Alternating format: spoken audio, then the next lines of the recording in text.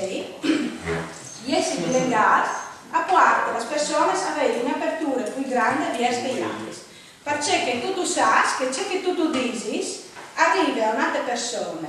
e che altre persone ha in qualche maniera di accettare quello che tu dici e tu stesso quasi poni davanti agli altri con la lente di altre persone. Per esempio, un fruttino piccolo, quanti si direbbe alle banane, però un fruttino piccolo che sa parlare italiano, oppure inglese, italiano, portoghese, francese, allora di mettersi davanti di questo viaggione qua e allora di dire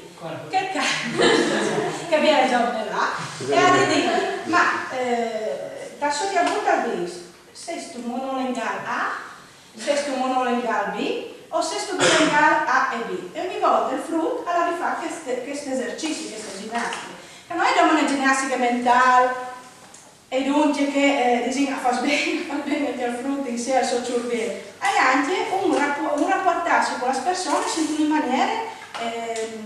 più verde, no? Sempre accettare sempre una diversità di cercare davanti e di solito le persone bilinguali imparano prima a teslettere perché anche hanno un preconcesso e soprattutto perché sono allenati già di piccoli e da piccoli leggi simultaneamente. Allora, questo è un consiglio che do